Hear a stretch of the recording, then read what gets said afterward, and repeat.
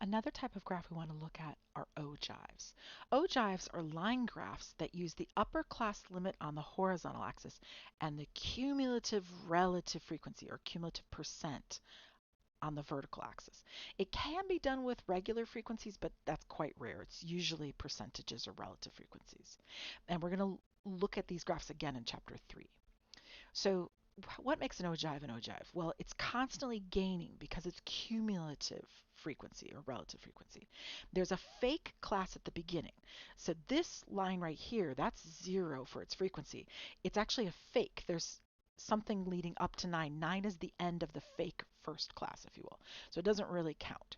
The real first class starts right after the 9. So right after the 9, it starts at 10 and moves its way to 19. Now, if these graphs are looking familiar to you, if you've ever had kids, you might have seen graphs like this because this is what growth charts are when you look at growth charts in a pediatrician's office, right? Or percentile graphs when you get an exam back or something like that, right? So the other thing to keep in mind is a percentile, what it is. A percentile is the percentage of data that are at or below a given value. We will see more on that in chapter 3, but suffice to say that's a very important definition. Okay, so let's look at this. This particular ogive is of the total points scored by both teams in a Super Bowl as of 2025. And you can tell which type of graph it is because it says cumulative, so it's got to be an ogive. And then it says percent, so it has to be a relative frequency ogive at that. So that lets us know which one of the answers we're going to circle for letter A. Right, we can tell it's an ogive, it's gathering, it looks like a ski slope. Those are ogives. And because it's percentage, it's a relative frequency ogive. Now, the class width. Well, these are all the upper class limits, right? So they're upper class limits, but they're all 10 apart. I'm sorry to say, yet again, I promise they will not always be 10, but they have been in the notes every time. So 29 take away 19 is 10. 19 take away 9 is 10, right? And so on. So they're all 10 apart. Now, what are the second class's limit values? It's a little weird to see, but these are actually the upper class limits. Maybe if I write the classes over here, you can kind of see them. Okay, so let's write the classes. So the first class doesn't exist, right? It starts at something and it ends at 9. We can figure that out. So if 9 is the end of the first class, and it's fake, right? There is no percent for it, right? So this is the cumulative percent right here. So it's 0. Right, that's 0 right there. And then we gather steam. So what's the next number after the 9? Well, that would be 10, right? So 10 to 19. So 10 to 19, and it has some cumulative percent with it that we can kind of see there's something there.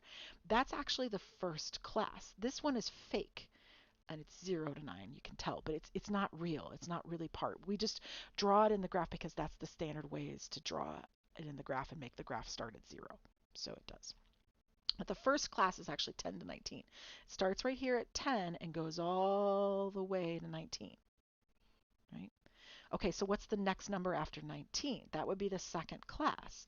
Well, the second class would start at 20 and go all the way up to 29. So it's 20, and I can tell that class ends at 29. The next class ends at 39. The next class ends at 49, right? I can see the upper class limits because they're in the table or in the graph. And so I know that the next number must have been the number right after 29, which is 30. So that's the third class, and so on. Now, what they were asking about was the second class's limit values. So the second class is actually this class right here. This is the second class. So it's 20 to 29 points. This is one case where it would not be 29.9 because you can't score 0.9 of a point in football. So it's a 29, right? Once it hits 30, it starts over in the next group. All right, the Super Bowl in 2025 had a total score of 62 points. Estimate its percentile. Okay. All right, this is a case where a ruler might be helpful. So let me grab a ruler right quick. All right, so 62 points. So This is 59, so 60 is right next to it. Halfway between 59 and 69 would be 64. So this is 64 right here. So 62 would be right about there. So, I mean, you're just eyeballing this. This isn't going to be perfect. But we think 62 is right about there. So we think it hits right there. And then you go across and you figure out what percentile that probably is. Rulers can be very helpful for things like this. It looks like, well, it's not quite the 90th, right? Because this line right here would be 90. So maybe 85th or 86th, somewhere in there. I'm going to guess the 86th. It looks just a little bit above halfway. So 86th percentile.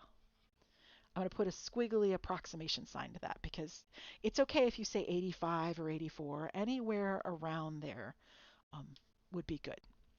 Right, somewhere along those lines.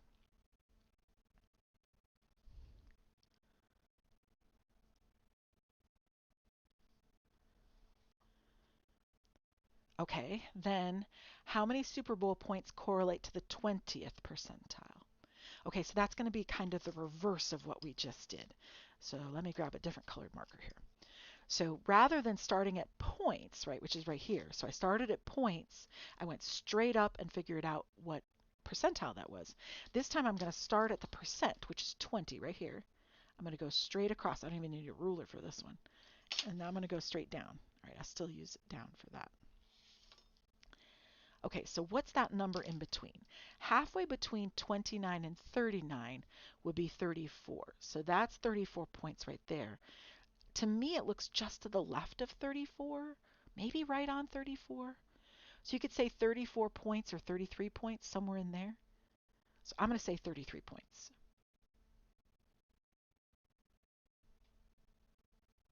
Oop, except I wrote my T at the end. I don't know why. 33 points. Knowing how to analyze a graph like that is very useful for being able to understand percentile graphs, growth charts, things like that. There are several things, especially in healthcare, that do have percentile graphs associated with them that you might run into in a doctor's office.